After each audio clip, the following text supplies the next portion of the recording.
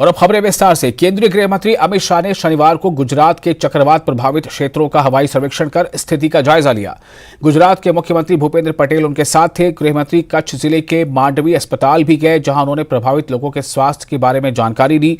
उन्होंने एनडीआरएफ के कार्मिकों से भी बातचीत की। अमित शाह ने बिपरजॉय से प्रभावित इलाकों की स्थिति का जायजा लेने के लिए भुज में कलेक्टर कार्यालय में मुख्यमंत्री भूपेंद्र पटेल और वरिष्ठ अधिकारियों के साथ बैठक की। इसके बाद पत्रकारों से बातचीत में उन्होंने कहा कि चक्रवात के कारण एक भी हताहत नहीं हुआ और जिस तरह से गुजरात सरकार और केंद्रीय एजेंसियों ने इस दौरान जीवन की रक्षा के लिए काम किया है, वो टीम वर्क का एक बेहतरीन उदाहरण है।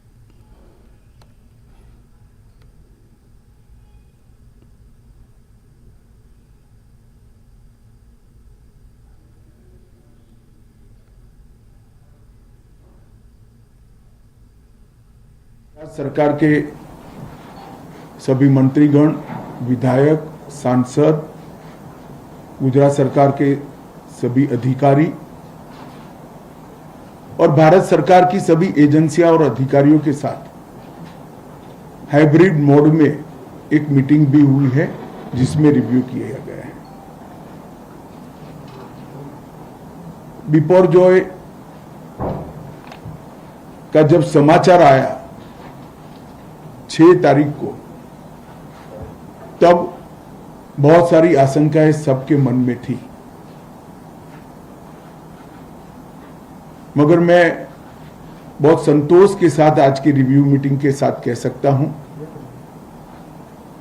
कि माननीय प्रधानमंत्री जी से लेकर गुजरात के मुख्यमंत्री जी से लेकर गांव के पटवारी तक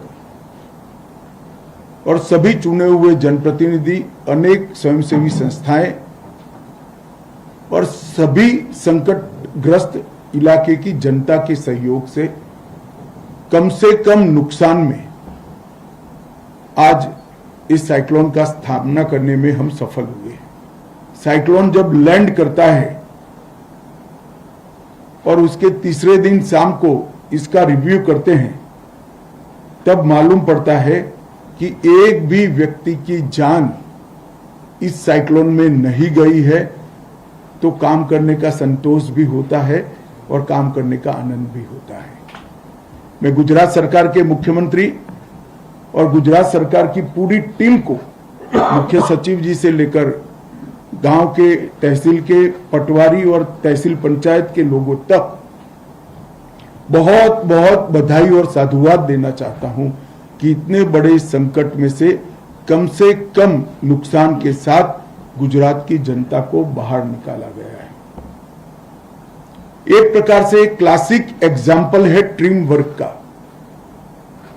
भारत सरकार की सारी एजेंसियां, गुजरात सरकार की सारी एजेंसियां, मुख्यमंत्री जी से लेकर नीचे तक सारे विधायक, सांसद और सभी राजनीतिक दल और एनजीओ, सबने मिलकर समय पर मिली हुई सूचना का उपयोग जान माल को बचाने के लिए कैसे हो सकता है। और मोदी सर ने मामले में राहुल गांधी की मुश्किलें कम होने का नाम नहीं ले रही हैं। एक तरफ गुजरात कोर्ट द्वारा दोषी करार दिए जाने के बाद उनकी सांसदी चली गई, तो वहीं अब रांची कोर्ट ने उन्हें आखिरी समन जारी करते हुए 4 जुलाई को व्यक्तिगत रूप से पेश होने के आदेश दिए। दरअसल राहुल गांधी के खिलाफ मोदी सरने पर टिप्पणी को लेकर रांची कोर्ट में प्रदीप मोदी ने 23 अप्रैल 2019 को मुकदमा दायर कराया था। मामले में अगस्त 2022 तक पीड़क कार्रवाई पर लगी रोक समाप्त हो चुकी है। इसके बाद मामले की सुनवाई के लिए राहुल गांधी की उपस्थिति को लेकर कोर्ट ने पहले भी समन जारी किए थे। राहुल गांधी के वकील ने फरवरी में मौजूदगी से छूट की अर्जी दाखिल की थी, जिसे अदालत 3 मई को खारिज कर दिया था अदालत ने, और कोर्ट ने राहुल गांधी को कोर्ट में व्यक्तिगत रूप से पेश होने के निर्देश दिए थे। अब एक और समन जारी करते हुए उन्हें पेश होने को कहा गया है। मामले की सुनवाई के तहत इस दौरान राहुल गांधी के वकील ने कोर्ट से 15 दिनों का समय मांगा था। इस पर कोर्ट ने 4 जुलाई की तारीख तय की है। मणिपुर में करीब 1.5 महीने से हिंसा जारी है। तमाम कोशिशों के बावजूद हालात काबू में नहीं हो पा रहे हैं। इस बीच नेशनल पीपल्स पार्टी यानी एनपीपी के राष्ट्रीय उपाध्यक्ष वाई जयकुमार सिंह ने बड़ा बयान दिया। उन्होंने कहा कि अगर आने वाले दिनों में स्थिति नहीं सुधरी तो हम बीजेपी के साथ अपने गठबंधन पर फिर से विचार करेंगे। एनपीपी बीजेपी के साथ अपने समीकरणों पर फिर से विचार करने को मजबूर हो जाएगी। हम मूक दर्शक बनकर नहीं रह सकते। उन्होंने कहा कि मणिपुर में अनुच्छेद 355 लागू है, इसलिए यहां के लोगों की सुरक्षा करना राज्य और केंद्र की जिम्मेदारी है, लेकिन हिंसा से निपटने के लिए कोई उचित योजना नहीं बनाई जा रही है। फिलहाल हालात में सुधार के कोई आसार नहीं दिख रहे हैं। प्रदेश में सुरक्षा व्यवस्था बिगड़ती जा रही है।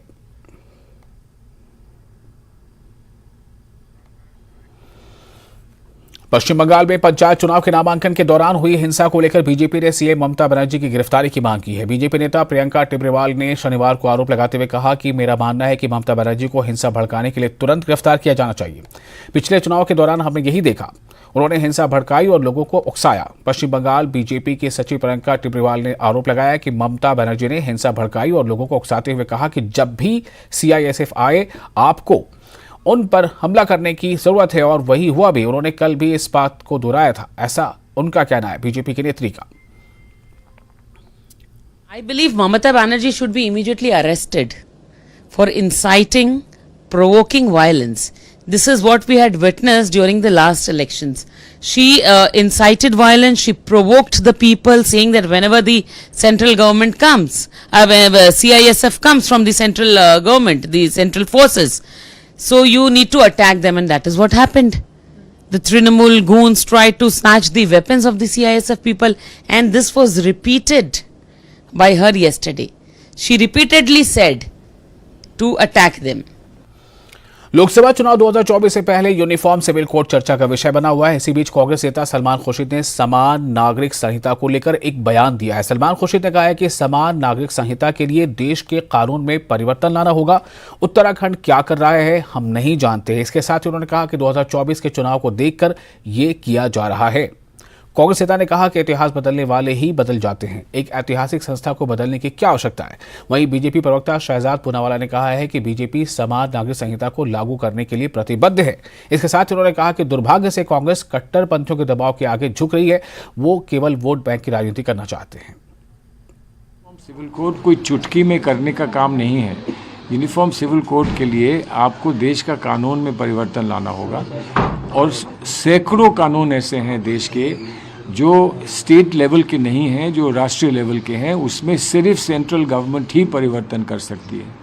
तो उत्तराखंड सरकार क्या कर रही है मुझे नहीं मालूम, लेकिन सेंट्रल गवर्नमेंट ही परिवर्तन कर सकती है। नेशनल लॉ कमीशन ने 1 महीने का वक्त दिया, वो तो 1 महीने का वक्त नहीं, तो आजकल तो हर वक्त सारा वक्त देखा जा रहा है कि अगला चुनाव कब है, उसको देखते हुए कब मंदिर बनेगा, कब यूसीसी की रिपोर्ट आएगी, कब कोई और कार्यक्रम होगा। इसके लिए तो हर चीज़ के लिए डेट्स दी जा रही हैं, ये देख कर कि 2024 का इलेक्शन कब होना है। कॉमन सिविल कोड का जो मुद्दा उठाया जा रहा है वो देश की एकता और देश में समरसता लाने के लिए नहीं उठाया जा रहा, ये तीसरी बार सत्ता पाने के लिए उठाया जा रहा है। आम आदमी पार्टी ने फिल्म आदि पुरुष को लेकर नाराजगी जाहिर की है। आपके राज्यसभा सांसद संजय सिंह ने शनिवार को कहा कि बीजेपी अपनी घटिया राजनीति के लिए मां सीता और श्री राम का अपमान कर रही है। मां सीता, श्री राम और हनुमान का नाम लेते ही सभी हिंदुओं का सिर सम्मान से झुकता है, लेकिन इन्होंने घटिया फिल्म बनाने का काम किया है। उन्होंने कहा कि फिल्म के डायलॉग घटिया है, ऐसे घटिया डायलॉग से हिंदू धर्म की भावनाओं को आहत करने का काम किया जा रहा है। बीजेपी नेताओं पर निशाना साधते हुए आम आदमी पार्टी के सांसद ने आगे कहा कि फिल्म पुष्कर धामी, नरोत्तम मिश्रा, योगी शिवराज सिंह चौहान, एकनाथ शिंदे, मनोहर लाल खट्टर के आशीर्वाद से बनी है। ये लोग ना राम के हैं और ना आम के हैं और ना किसी काम के हैं, ऐसा उनका कहना था। बहुत ही दुख और पीड़ा के साथ आज मैं ये प्रेस कॉन्फ्रेंस कर रहा हूं कि भारतीय जनता पार्टी अपनी घटिया राजनीति के लिए मर्यादा पुरुषोत्तम भगवान श्री राम का, भगवान बजरंग बली का, माता सीता का खुलेआम पूरे देश में अपमान करवा रहे हैं। और इस अपमान के भागीदार अगर कोई है तो भारतीय जनता पार्टी के नेता हैं। मर्यादा पुरुषोत्तम भगवान श्री राम, माता सीता, भगवान बजरंग बली, जिसका नाम लेते ही हर हिंदू का सर झुक जाता है, जिसका नाम लेते ही आदर भाव से हर हिंदू का सर नतमस्तक हो जाता है, ऐसे भगवान श्री राम का, माता सीता का, भगवान बजरंगबली का अपमान एक फिल्म बनवाकर भारतीय जनता पार्टी के लोगों ने किया। और फिर से एक बार साबित किया बीजेपी वालों ने कि दरअसल भारतीय जनता पार्टी लुच्चों, लफंगों और सड़क छाप लोगों की पार्टी है। और यह बात मैं क्यों कह रहा हूं, यह आप देखिए, इन लोगों के आशीर्वाद से एक फिल्म बनी है, आदि पुरुष। यह किसके आशीर्वाद से बनी है? यह बनी है योगी आदित्यनाथ जी के आशीर्वाद से, यह बनी है शिवराज सिंह जी के आशीर्वाद से, एकनाथ शिंदे जी के आशीर्वाद से, देवेंद्र फडणवीस जी के आशीर्वाद से, मनोहर लाल खट्टर जी के आशीर्वाद से, हेमंत विश्व शर्मा जी के आशीर्वाद से, पुष्कर सिंह धामी जी के आशीर्वाद से, नरोत्तम मिश्रा जी के आशीर्वाद से। इतने सारे भारतीय जनता पार्टी के मुख्यमंत्री और तमाम इसके नेताओं ने भगवान श्री राम का, मर्यादा पुरुषोत्तम भगवान श्री राम का अपमान इस फिल्म के माध्यम से करवाया है। पूरे हिंदू समाज से, पूरे हिंदुस्तान से भारतीय जनता पार्टी के नेताओं को हाथ जोड़कर माफी मांगनी चाहिए। और आदि पुरुष फिल्म को लेकर विवाद बढ़ता जा रहा है। उज्जैन के संतों ने भी फिल्म को लेकर विरोध जताया है। मामला कोर्ट तक पहुंच गया है। उधर इसे लेकर सियासत भी गर्मा गई। ये रिपोर्ट देखिए।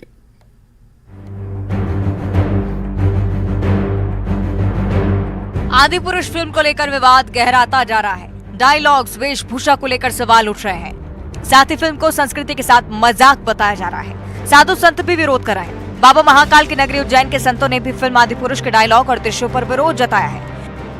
आदि पुरुष के अंदर आवरण में भी कहीं ना कहीं मिलावट है और आचरण के अंदर भी है, क्योंकि देवताओं का जो आचरण और आवरण जो हमारे ग्रंथों में उल्लेखित है वो स्पष्ट है कि यदि भगवान राम है तो उनकी वेशभूषा कैसी थी, उनका रूप कैसा था, उनका लावण्य कैसा था, उनका शस्त्र कैसे थे, सब कुछ उसके अंदर उल्लेखित है। वहीं हनुमान जी का भी यही उल्लेखित है। तो वो तो आप आवरण से कहीं ना कहीं मात खा गए।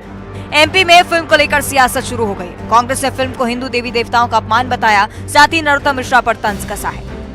रामायण पहचानी जाती, रामायण जो महाग्रंथ वो वो बताता है कि हमारे उसके आधार पर ही हमारी संस्कृति, हमारा समाज, हमारा देश चलता है। और इस तरह से आपने उसको पेश किया, मुझे लगता है ये बहुत ही शर्मनाक है। और सबसे आश्चर्य की बात, मध्य प्रदेश में जो हमारे गृह मंत्री बात बात पर बॉलीवुड चले जाते हैं, दीपिका पादुकोण की बिकनी का कलर भी दिखाते हैं, इस समय वो खामोश क्यों हैं? वहीं बीजेपी ने साफ किया है कि किसी भी फिल्म में सनातन धर्म के देवी देवताओं का अपमान बर्दाश्त नहीं किया जाएगा। देखिए, भारतीय जनता पार्टी ने आदि पुरुष जो फिल्म की बात हो रही है वो बनाई नहीं है, लेकिन निश्चित रूप से किसी भी देवी देवता का, हमारे सनातन धर्म के भगवान का अपमान जो है भारतीय जनता पार्टी बर्दाश्त नहीं करेगी। मैंने भी अभी स्वयं फिल्म नहीं देखी है, तो निश्चित रूप से फिल्म देखने के बाद ही कुछ कहना उचित रहेगा। लेकिन जहां तक के भारतीय जनता पार्टी का स्टैंड है, तो किसी भी देवी देवता का अपमान हम बर्दाश्त नहीं करेंगे। फिल्म का विवाद कोर्ट पहुंच गया है। याचिका में कोर्ट से फिल्म पर पाबंदी लगाने की मांग की गई है। मामला लोगों की आस्था से जुड़ा हुआ है और ऐसे में सेंसर बोर्ड भी सवालों के घेरे में है। और इसके साथ फिलहाल एक छोटा सा ब्रेक लेते हैं। ब्रेक के बाद खबरों का सिलसिला जारी रहेगा। कठुआ में पानी की पाइपलाइन से एक मरा हुआ सांप निकला। लोगों में आक्रोश, लोग गंदा पानी पीने को विवश।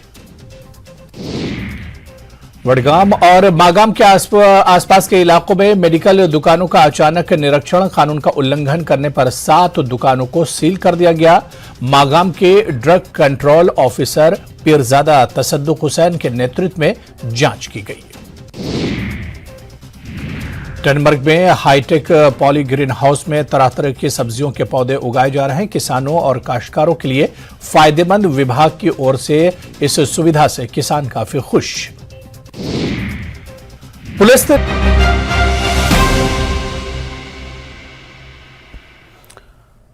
राष्ट्रीय सुरक्षा सलाहकार अजीत डोभाल ने शनिवार को दिल्ली में नेताजी सुभाष चंद्र बोस मेमोरियल में पहली स्पीच दी। इस दौरान उन्होंने देश के विभाजन और नेताजी के व्यक्तित्व को लेकर बड़ी बात कही है।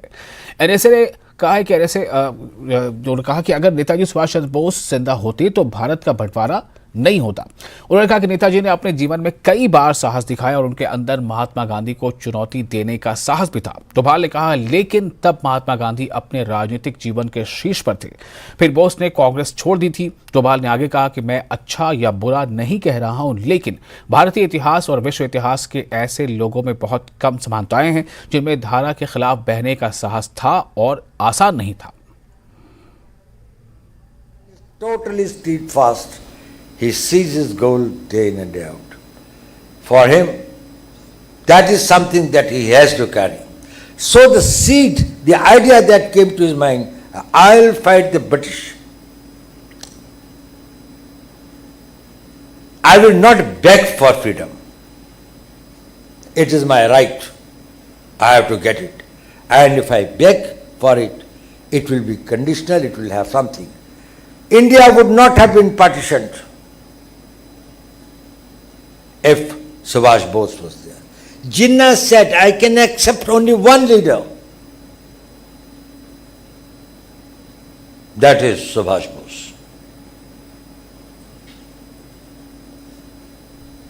He gave that spirit of this thing, courage. And see the poems that were written at that time for the Azad Hind Fauj.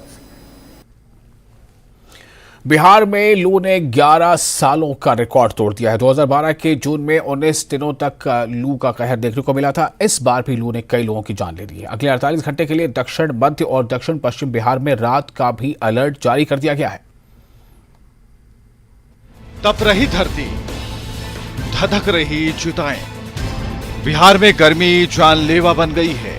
और अगर बिहार में रह रहे हो तो सावधान हो जाएं, क्योंकि बिहार के सभी जिलों का पारा 40 डिग्री के पार चला गया है। लू ने पिछले 11 सालों का रिकॉर्ड तोड़ दिया है। सासाराम स्टेशन पर लू लगने से 2 लोगों की मौत हो गई। क्या लगता है कारण सर? फर्स्ट दृश्य में तो लग रहा है कि वो लू लगने से ही मौत प्रतीत होता है। भागलपुर शहर में भी पारा 43 डिग्री के पार जा चुका है और लू लगने से एक व्यक्ति की मौत हो गई। लोगों का कहना है कि ऐसा नजारा उन्होंने अपनी जिंदगी में नहीं देखा। सबसे हैरान करने वाली तस्वीर बक्सर शमशान घाट से सामने आई है। बक्सर के लोगों का दावा है कि रोजाना करीब 90 से 100 लोगों के शव का अंतिम संस्कार किया जा रहा है। लोगों का यह भी दावा है कि गर्मी और लू के कारण लोगों की जान जा रही है। सारा सिबल सामने के देखल ही नहीं की जाता ना ताव चलता आदमी मरला के आ रही नहीं है। ये बात गर्मी बहुत ज्यादा बढ़ुए, गर्मी के चलते आदमी मरत रहे। गर्मी के टॉर्चर को देखते हुए मौसम विभाग ने बिहार के 10 शहर में हॉट नाइट का अलर्ट जारी किया है। 6 जिले में गर्मी का रेड अलर्ट जारी किया गया है। 4 जिले में गर्मी का ऑरेंज अलर्ट है। सरकार ने अरवल में लू लगने से मरे 7 लोगों के घर वालों को 2-2 लाख रुपए की मदद की है। लेकिन अगर आप भी बिहार में रहते हैं तो सावधान हो जाइएगा और गर्मी से बचने की हर संभव कोशिश करिए ताकि जान बची रहे। न्यूज़ 18 के लिए पटना से धर्मेंद्र के साथ ब्यूरो रिपोर्ट।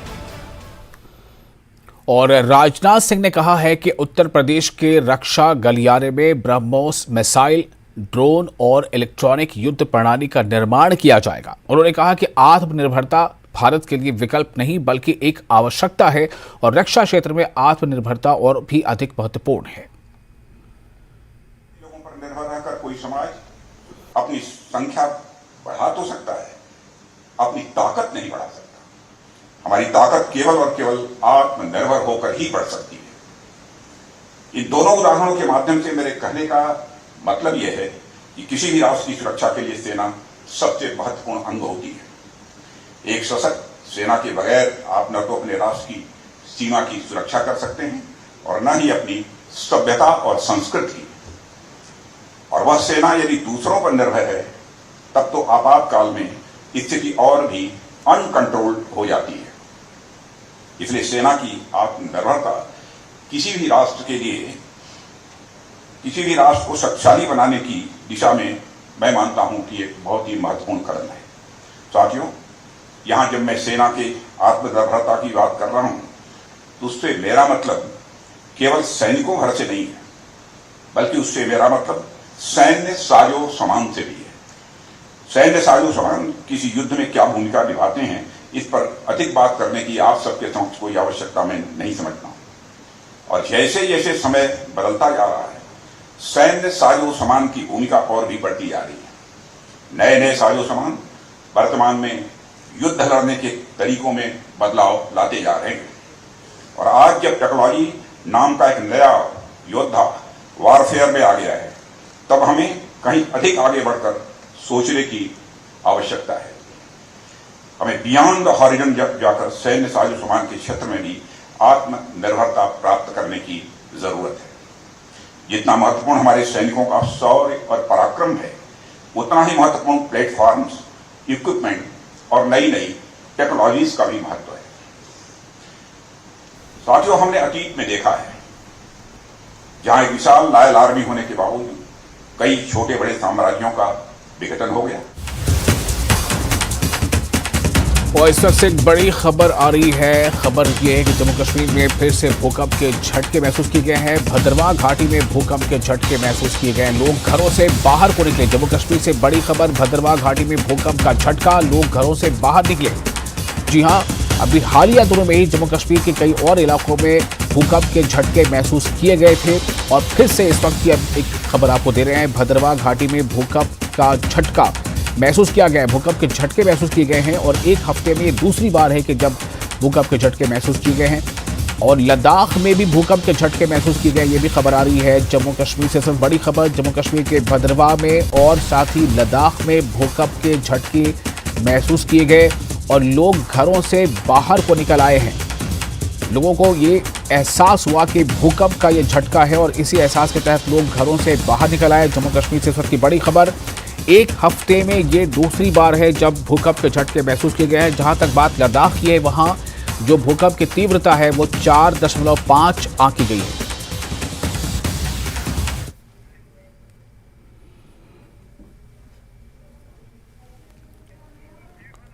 और बुलेटिन की शुरुआत करते हैं आज की बड़ी खबर से। खबर आपको ये बता दें कि सीएम सुखो ने मनोहर लाल हत्याकांड पर बीजेपी के खिलाफ बड़ा आरोप लगाया है। सीएम ने कहा कि हत्याकांड के आरोपियों के घर बीजेपी युवा मोर्चा के कार्यकर्ताओं ने आग लगाई। सभी आरोपी गिरफ्तार कर लिए गए थे। उसके 5 दिन बाद बीजेपी युवा मोर्चा के कार्यकर्ताओं ने उनके घर में आग लगाई। सीएम ने बीजेपी के प्रदर्शन पर सवाल उठाया कि आखिर जब सभी आरोपी गिरफ्तार कर लिए गए हैं तो फिर प्रदर्शन क्यों हो रहा है। सीएम ने नेता जयराम ठाकुर पर भी सवाल खड़े किए। उन्होंने कहा कि जयराम ठाकुर केंद्र को एक फोन करें तो एनआईए जांच हो जाएगी, लेकिन उन्हें जांच नहीं करनी है, राजनीति करनी है, ऐसा सीएम सुक्खू ने कहा। आपको बता दें कि गुरुवार को चंबा के भातल में भीड़ ने हत्या आरोपियों को 2 घरों को आग लगा दी थी, जिसे लेकर सीएम ने यह बड़ा आरोप लगाया है कि BJYM यानी बीजेपी की यूथ विंग भारतीय जनता युवा मोर्चा के कार्यकर्ताओं ने आग लगाई थी।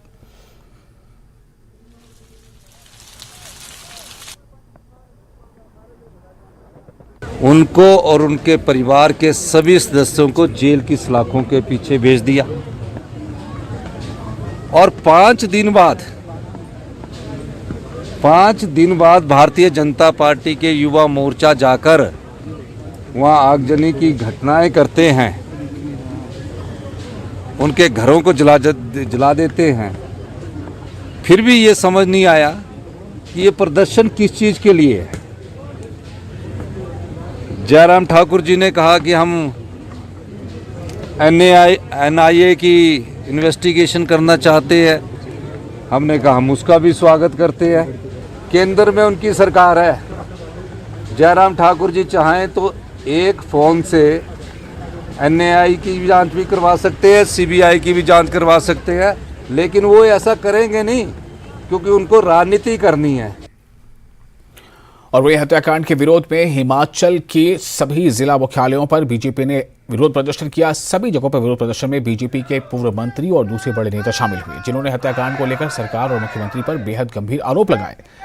आप ये 6 तस्वीरें देख रहे हैं, इस पर आप देखिए किस तरह से बिलासपुर में, ऊना में, कुल्लू, शिमला और हमीरपुर में बीजेपी के दिग्गज नेता कार्यकर्ताओं के साथ सड़क पर उतरे और हत्याकांड के विरोध में प्रदर्शन किया। बीजेपी नेताओं ने सभी जिलों से डीसी को ज्ञापन सौंपकर मामले की एनआईए से जांच कराने की मांग की है। बीजेपी का आरोप है कि हत्या के लिए सीएम सुक्खू का वो बयान जिम्मेदार है, जिसमें उन्होंने कहा था कि हिमाचल में 97% आबादी के बावजूद हिंदुत्व की ज्यादा वाली पार्टी बीजेपी को कांग्रेस से हरा दिया। जो कि मनोहर की हत्या के आरोपी के बारे में बताया जा रहा है कि उनका ताल्लुक जो है वो एक अल्पसंख्यक समुदाय से है और इसलिए सीएम इस मामले पर जो है ऐसी मानसिकता, उनके बयान के बाद ऐसी मानसिकता के तहत लोगों ने इस तरह के कृत्य को अंजाम दिया है।